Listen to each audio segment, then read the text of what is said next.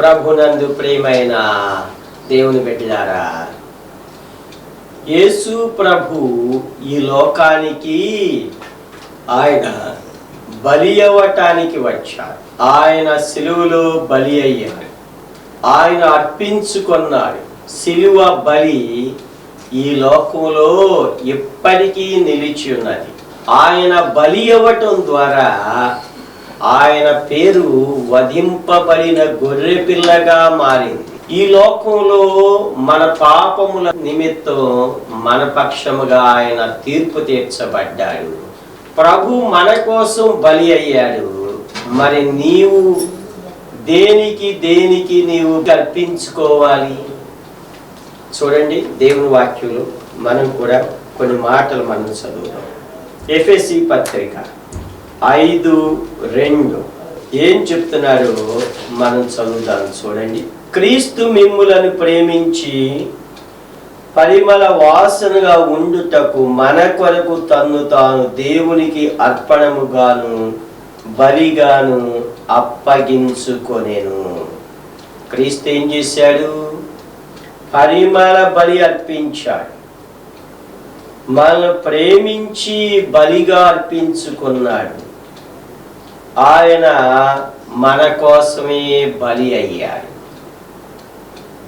ఇది ఈ లోకానికి మనం క్రీస్తు బలికి సాక్షులుగా ఉండాలి. మరి అలాంటి మన కోసం బలి అర్పించబడిన క్రీస్తు ప్రభుకి నీవు కూడా బలి అర్పించుకోవాలి. మనం కూడా సమర్పించుకోవాలి. మనం కూడా త్యాగం చేయాలి. ఏంటి మనం చేయవలసినవి? మన జీవితాల్లో మనం కూడా బలి అర్పించాలి. చూడండి, 1 పేతురు పత్రిక 2వ అధ్యాయం 5వ వచనంలో మనకు కూడా ఉన్నది. చూడండి, యేసు క్రీస్తు ద్వారా దేవునికి అనుకూలములకు ఆత్మ సంబంధమైన బలులు అర్పించుటకు. మనం ఏ అర్పించాలి? ఆత్మ సంబంధమైన బలులు. భౌతిక బలి కాదు ఇది. ఆత్మ సంబంధమైన బలిని మనం అర్పించాలి. ఏమిటి ఆత్మ సంబంధమైన బలి? ప్రభు మనలను ఆయన పరిశుద్ధాత్మ ద్వారా మనలను రక్షించాడు. మనలను ఆయన ఆత్మతో నడిపించాడు, నడిపిస్తున్నాడు. ఆత్మతో ఆయన మనలను నింపాడు. పరిశుద్ధాత్ముడు మనలను సర్వ సత్యములోనికి నడిపించాడు. కనుక ఆత్మ సంబంధమైన బలులు ప్రభువుకి మనం అర్పించాలి.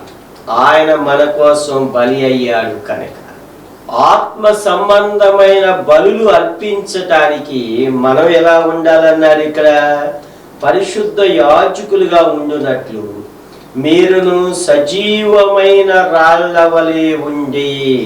ఎలా ఉండాలి? మనం సజీవమైన రాళ్ల వలె. మన జీవితాల్లో నిర్జీవ క్రియలు, పాపం, అపవిత్రత, చావు సంబంధమైనది మనలో ఏది ఉండకూడదు. పాప సంబంధమైనది ఏది ఉండకూడదు. పరిశుద్ధాత్ముడు మనలను పరిశుద్ధపరిచాడు. ఇది ఆత్మ సంబంధమైన బలి. గమనించారా? ప్రభువుకి మనం ఎలా అర్పించుకోవాలి? ఒకప్పుడు మనం ఎలా ఉన్నాము అంటే, మనం దొంగలు, లోబులు, రకరకాల పాపం మనలో ఉంది. అయితే దేవుడు మనల్ని ఏం చేశాడు? 1 కొరింథీ పత్రిక 6:11 మీలో కొందరు అట్టివారై ఉంటిరి కానీ ప్రభు అని యేసుక్రీస్తు నామమునను మన దేవుని ఆత్మయందును మీరు కలుగబడి. పరిశుద్ధాత్ముడు మనల్ని ఏం చేశాడు? మనలను కడిగాడు. ప్రతి పాపము నుండి, అవిధేయత నుండి, అతిక్రమము నుండి పరిశుద్ధాత్ముడు మనల్ని కడిగాడు. కడిగేం చేశాడు? పరిశుద్ధపరిచాడు మనలను. పరిశుద్ధాత్ముని ద్వారా మనం పరిశుద్ధపరచబడ్డాం. ఆ తర్వాత ఏం చేస్తాం? నీతిమంతులుగా తీర్చాడు. అలా తీర్చబడి ఆత్మ సంబంధమైన బలులను మనం అర్పించేవారిగా ఉండాలి. కడుగబడి ఆత్మ సంబంధమైన బలి.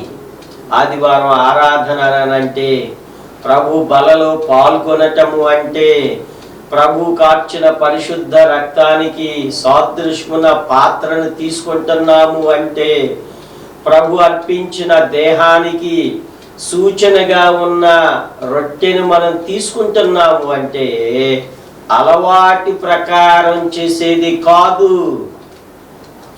అప్పుడప్పుడే ఊనే 2 మాటలు ఒప్పుకొని వచ్చి తీసుకునేది కాదు.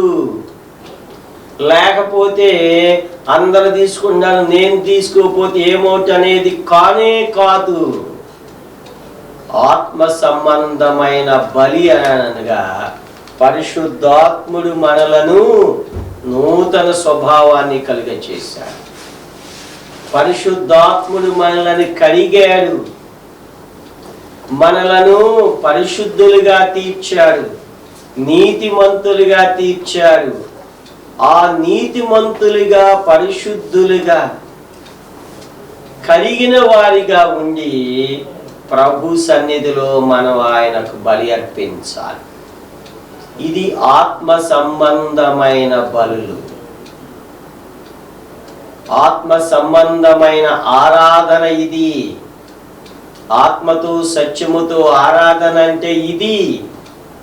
దేవుడు మనలో పెట్టిన పరిశుద్ధాత్ముడు మనల్ని కడిగి పవిత్రపరిచిన ఆరాధన, మనల్ని నీతిమంతులుగా తీర్చిన ఆరాధన మనలో ఉండాలి. సజీవమైన రాళ్ల వలె ఉండి ఆత్మ సంబంధమైన బలి మనం అర్పించాలి. గమనించరా? ప్రభు మన కోసం బలి అయ్యాడు. ఒక్కసారి అర్పించబడిన ఆయన శరీరం హెబ్రీ పత్రికలో మనం చూస్తాం. క్రీస్తు ప్రభు యొక్క శరీరం చూడండి, హెబ్రీ పత్రిక 10వ అధ్యాయం 12 చూడండి. ఈయన అయితే పాపముల నిమిత్తమై సదాకాలము నిలుచు ఒక్క బలిని అర్పించి. ప్రభు ఏం చేశాడు?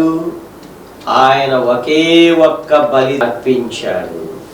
ఆ ఒక్క అర్పణ చేత 14వ వచనం, ఈయన పరిశుద్ధపరచబడి వారిని సదాకాలమునకు సంపూర్ణులనుగా చేయబడ్డారు.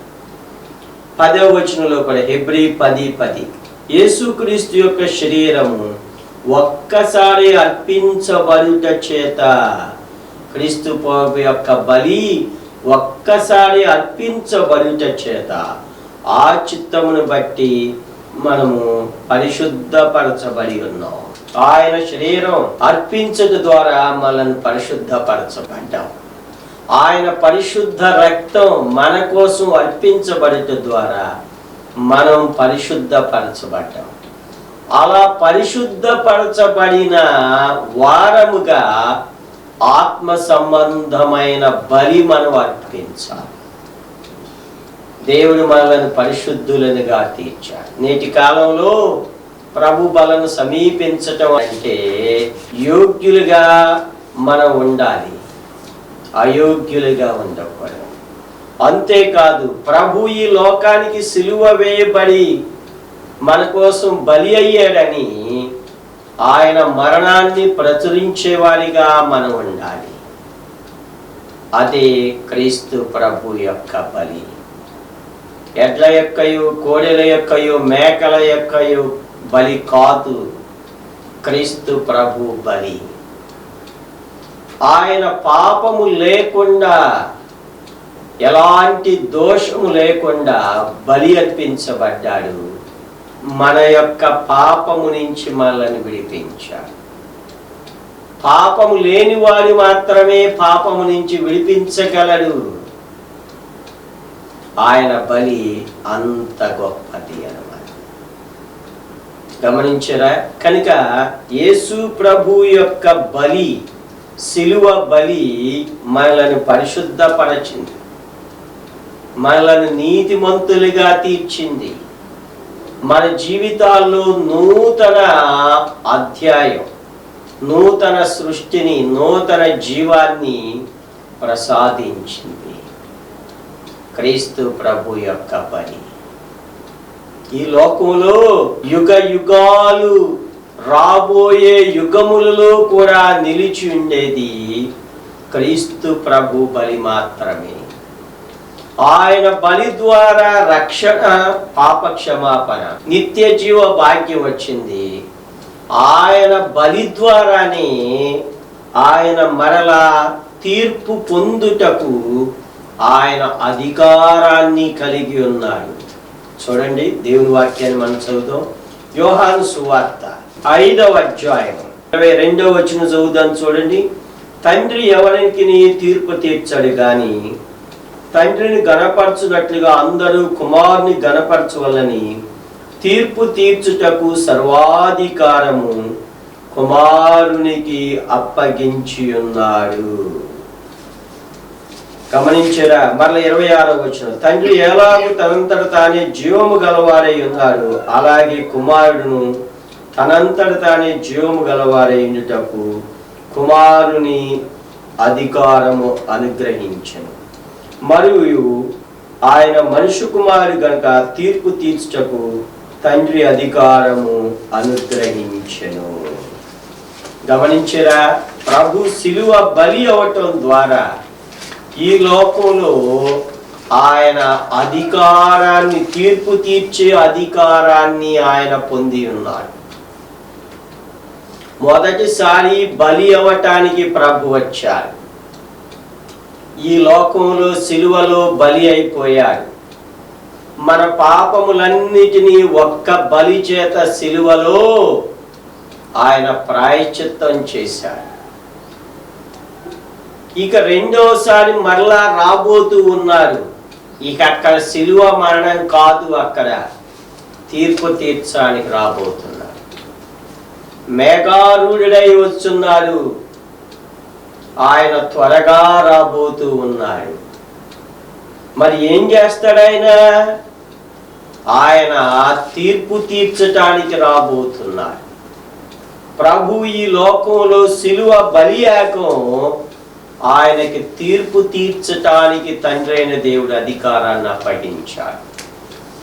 రేపు పాపులను దేవుడు ఒకే ఒక ప్రశ్న అడుగుతాడు. జీవ గ్రంథంలో ఎవరి పేరు లేదో వారిని అందరినీ అడిగే ప్రశ్న ఒక్కటే, ప్రభు నీ కోసం నేను సిలువలో బలి అయ్యాను, నీవు నా బలిని తృణీకరించావా, అంగీకరించావా? జీవ గ్రంథంలో పేరు లేని వాళ్ళందరికీ మళ్ళీ అక్కడ దేవుని యొక్క సిలువ బలి ప్రత్యక్షమవుద్ది. నాకు తెలీదు, చూడలేదు, లేకపోతే నాకు ఇది ఒప్పుకొని అంటానికి అసలు వీలు లేనే లేదు. ఈ చరిత్రలో క్రీస్తు ప్రభు సిలువ బలికి ఆధారం ఉన్నది. ఈ సృష్టి యొక్క చరిత్రలో ప్రవచనాత్మకం సిలువ బలియాగం అప్పుడప్పుడే వచ్చింది కాదు. ఆది కాండము నుంచి సిలువ బలియాగం ప్రవచనాత్మకంగా చెప్పబడింది. యెషయా గ్రంథం 53వ అధ్యాయం అంతా ఆయన సిలువ బలియాగమే. ఎండిన నేలలో ఆయన లేత మొక్క వలె మన కోసం పెరిగాడు. అన్యాయపు తీర్పు పొందాడు. వధింపబడు గొర్రె పిల్ల ఏ విధంగా మౌనంగా ఉన్నదో ఆయన నోరు తెరువ లేదు, బలి అవ్వటానికి వచ్చాడు. ప్రవచనాత్మకం. మరి వాస్తవంలో 2025 సంవత్సరాల క్రితం జరిగినది చరిత్రకి ఆధారం ఉన్నది. మరి భవిష్యత్తులో బలి అయిపోయిన క్రీస్తు ప్రభు మరలా రాజులకు రాజుగా, ప్రభువులకు ప్రభువుగా రాబోతూ ఉన్నాడు. చాలా మంది యేసు ప్రభు అంటే లెక్క లేకుండా ఉంటున్నారు. ఇంకా రకరకాల పేర్లు పెడుతున్నారు. ఏమని? ఇది మా మతం కాదు, మా దేవుడు కాదు, మాకు సంబంధించిన వాళ్ళు కాదు, మాకు ఈయనకి సంబంధం లేదు, ఏదేదో మాట్లాడుతున్నారు. కాదు, సిలువ బలియాగము ద్వారా దేవుడు మనందరి పాపాలు క్షమించాడు. మరలా ఆయన తీర్పు తీర్చటానికి రాబోతూ ఉన్నాడు. సర్వాధికారి అయిన దేవుడిగా రాబోతున్నాడు. మొదటిసారి లోక పాపమును మోసుకొని పోవు దేవుని గొర్రెపిల్లగా వచ్చిన క్రీస్తు ప్రభు రెండవసారి ఈ లోకానికి తీర్పు తీర్చటానికి రాబోతున్నాడు. ఈ సత్యాన్ని మనం తెలుసుకోవాలి. ఈ సత్యాన్ని తెలుసుకొని నీవు రక్షింపబడితే నీకు ఇప్పుడే చేతులు జోడించి నమస్కరిస్తున్నావు. అది నీవు తృణీకరించావు అంటే క్రీస్తు ప్రభు బలి యుగ యుగాలకి నిలిచిపోయే బలి మరలా తీర్పు రోజున నీ ముందు ప్రత్యక్షమవుతుంది. ఏమని? తండ్రి, వీరేమి చేయుచున్నారో వీరెరుగరు కనుక వీరిని క్షమించుమన్న క్షమాపణ మాటలు మరలా నువ్వు వింటావు. దేవుడు ప్రశ్నిస్తాడు, ఇది ఎప్పుడో జరిగింది, మరి నువ్వు అంగీకరించేవా? లేదు. ఎన్నిసార్లు విన్నావు? అన్నిసార్లు దేవుడు చూపిస్తాడు నీకు. గ్రంథాలు విప్పబడతాయి, నీ పాపపు చరిత్రంతా బయటికి వస్తుంది. అర్థమవుతుందా? 1 సంవత్సరం క్రితం చేసిన తప్పులన్నిటికీ కేసులన్నీ బయటికి ఇస్తున్నాడు కదా, తీసి న్యాయస్థానాలు శిక్ష విధిస్తున్నాయి కదా. మరి తండ్రి అయిన దేవుడు ప్రభు చేయడా? కనుక మన జీవితాల్లో క్రీస్తు ప్రభు బలిని గురించి విన్నప్పుడు పరిశుద్ధాత్ముడు నీవు పాపివని నీకు తెలియచేసినప్పుడు గ్రహించి నీవు సిలువ బలిని నీవు అంగీకరించి పాప క్షమాపణ పొందాలి.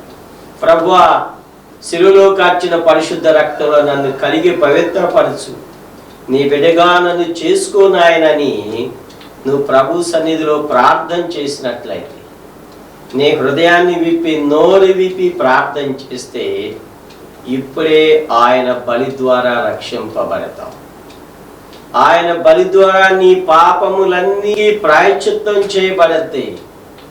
ఆయన బలి ద్వారా పరలోక రాజ్య భాగ్యం, ఆయన బలి ద్వారా జీవ గ్రంథంలో నీ పేరు ఉంటుంది. నువ్వు బలిని తృణీకరించావు అనుకో, అది నీ జీవితానికి ఎప్పటికీ క్షేమం కాదు. హెబ్రీ పత్రిక చూడండి, ఏమంటున్నారు?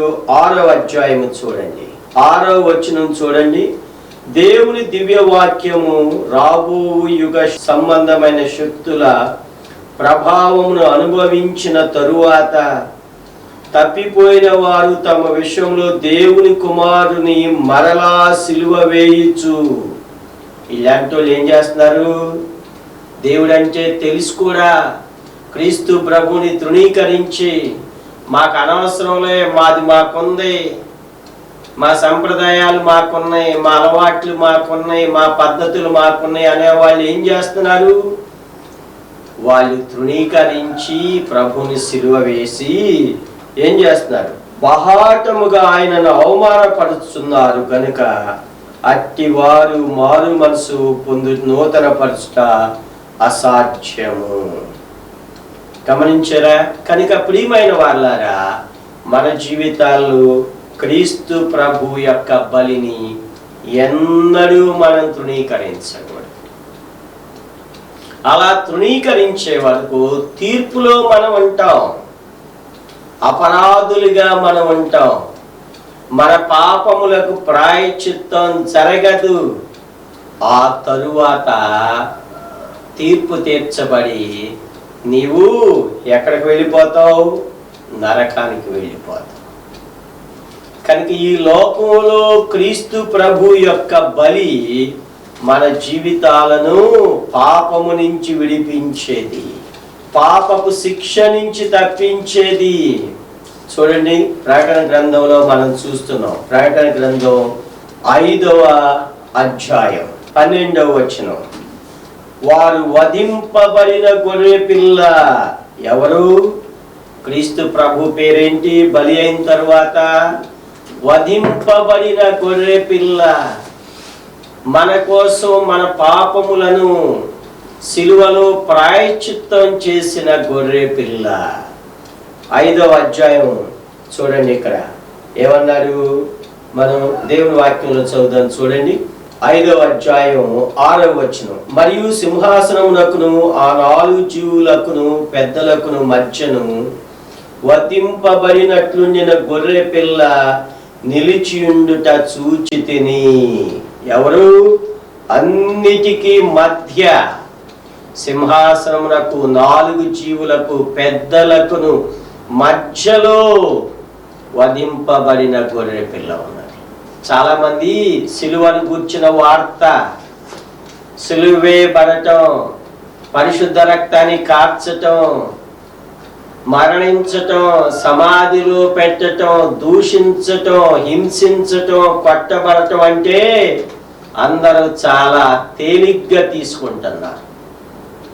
ఇవన్నీ నీ కోసం, నా కోసం, ఈ మనుషులందరి కోసం ప్రభు ప్రతి మనుషుని కోసం ఆయన మరణాన్ని అనుభవించాడు, శిక్షను అనుభవించాడు, బాధలు, నిందలు, వేదనలు, అవమానాన్ని ఆయన శరీరం మీద భరించాడు. నిన్ను వీటన్నిటి నుంచి విడుదల చేశాడు, పాపపు శిక్ష నుంచి విడుదల చేశాడు. ఈ సత్యం నువ్వు తెలుసుకోకపోతే నేటి కాలంలో నువ్వింకా పాపపు శిక్ష కింద ఉన్నట్లు, క్రీస్తు ప్రభు యొక్క బలిని నీవు నిర్లక్ష్యం చేసినట్లు. ఆ బలి నిన్ను రక్షించటానికి ఉన్నది. ఎప్పటికీ క్రీస్తు ప్రభు యొక్క బలి నిన్ను పిలుస్తూ ఉన్నది. ఇదిగో ఇదే మిక్కిలి అనుకూల సమయం అని పిలుస్తూ ఉన్నది. ప్రభు యొక్క సన్నిధికి నీవు వచ్చినట్లయితే ప్రభు ఆయన శిలువలో కార్చిన పరిశుద్ధ రక్తము ద్వారా ఆయన నిన్ను క్షమిస్తాడు, నిన్ను పరిశుద్ధపరుస్తాడు, నీతిమంతులుగా తీరుస్తాడు, నిన్ను ఆయన బిడ్డగా చేస్తాడు. ప్రభు యొక్క బలి అదే. గమనించరా? తిమోతి పత్రిక 1వ అధ్యాయంలో పౌలు గారు గొప్ప సాక్ష్యాన్ని నేటి కాలపు ప్రజలకి అప్పటి నుంచి వినిపిస్తూ ఉన్నారు. చూడండి, 1 తిమోతి 2వ అధ్యాయం 5వ వచనం ఏమంటున్నారు చూడండి. దేవుడొక్కడే, దేవునికి నరులకును మధ్యవర్తియు ఒక్కడే, ఆయన క్రీస్తు యేసను నరుడు. ఎవరు? దేవుడొక్కడే, దేవునికి నరులకును మధ్యవర్తియు ఒక్క క్రీస్తు ప్రభువే. ఆయన ఏం చేశాడు? ఈయన అందరి కొరకు విమోచన క్రయధనముగా తన్ను తానే సమర్పించుకొనెను. ఎంతమంది కోసం? ఎన్ని జాతులు ఉన్నాయో, ఎన్ని మతాల వారు ఉన్నారు, ఎన్ని కులాల వారు ఉన్నారు, ఎన్ని వంశాల వారు ఉన్నారు, ఎన్ని భాషలు మాట్లాడేవారు ఉన్నారు, ఎంత గొప్ప గొప్ప వారు ఉన్నారు, ఎంత ధనికులు ఉన్నారు, వాళ్ళందరి కోసం నేటి కాలంలో డబ్బు, అవార్డులు, రివార్డులు యేసు ప్రభుని మాకు కాదనిపిస్తున్నారు. ప్రభు బలి వారికి కనపట్టలేదు. ఈ అవార్డులు, రివార్డులే కనపడుతున్నాయి, అధికారాలు, డాబులు, దర్పణాలే కల్పిస్తున్నాయి, కానీ ప్రభు బలి కనిపించట్లా. కానీ ఒక రోజు రాబోతుంది. ఏమన్నాడు చూడండి అక్కడ, దీనిని గూర్చిన సాక్ష్యము యుక్త కాలములు యందు ఇవ్వబడెను. ఏంటి యుక్త కాలం అనగా? నీవు ఇప్పుడు తృణీకరించేవనుకో, ఒక రోజు నీవు దేవుని యొక్క న్యాయ సింహాసనమందు నిలబడాలి, తీర్పు సింహాసనమందు నిలబడాలి, మహిమ గల సింహాసనమందు నిలబడాలి, లేకపోతే ధవళమైన సింహాసనమందు నిలబడాలి. అప్పుడు దేవుడు మరలా నీకు చూపిస్తాడు, ఏమని?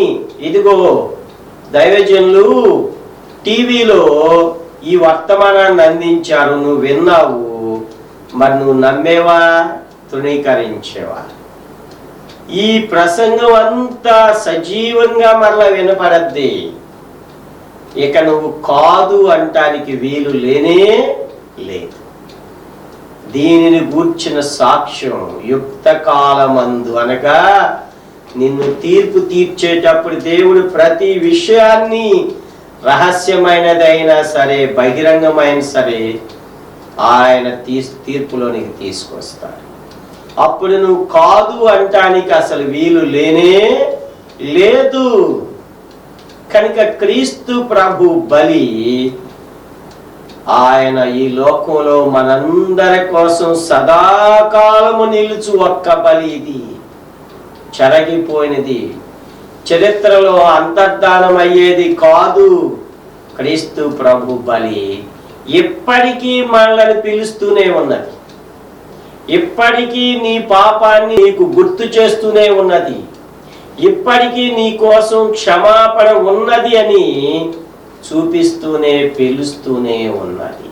ఆ బలి దగ్గరికి రా, ప్రభువా నేను పాపిని, శిలువలో కార్చిన పరిశుద్ధ రక్తములో శిలువ బలియాగము ద్వారా నన్ను రక్షించు నాయనని ప్రభు సన్నిధిలో ప్రార్థన చేయి. ఇప్పుడే ప్రభు నిన్ను రక్షిస్తాడు, తీర్పు నుంచి తప్పిస్తాడు, నరకపు శిక్ష నుంచి తప్పిస్తాడు.